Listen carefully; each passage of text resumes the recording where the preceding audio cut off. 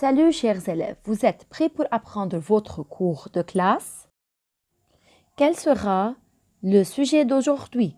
Que retrouvez-vous dans cette phrase? Cette phrase commence par quel et se termine par un point d'interrogation, donc ce sont les caractéristiques de la phrase interrogative. En effet, la phrase interrogative sert à poser une question et on va découvrir comment peut-on la construire. Astuce 1.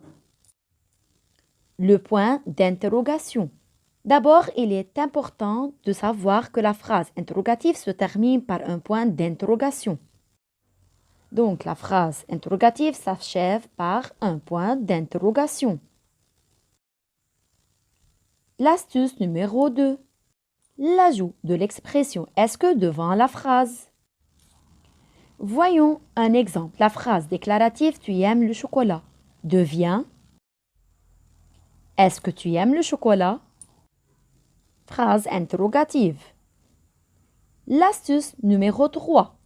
L'inversion du verbe et du pronom. Voyons un exemple. Toujours avec le même exemple. Tu aimes le chocolat? On inverse le verbe aime et le sujet tu. La phrase devient aimes-tu le chocolat? Et n'oubliez pas le point d'interrogation. Est-ce que cette phrase interrogative est complète? Non, il ne faut pas oublier le trait d'union lorsqu'on a une inversion. Astuce numéro 4. L'ajout d'un mot interrogatif en début de la phrase.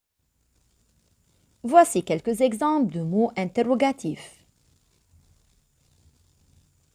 Comme, combien, quel, pourquoi, qui, laquelle, où et quand.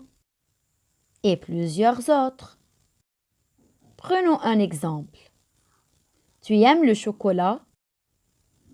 Quel chocolat aimes-tu? Pourquoi aimes-tu le chocolat?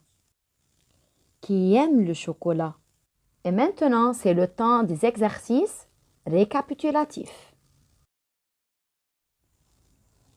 Observe les modifications subies par les phrases suivantes. On peut construire une phrase interrogative de 3 façons. Le crayon est bleu, sujet plus verbe plus un point d'interrogation. Donc, c'est le registre familier.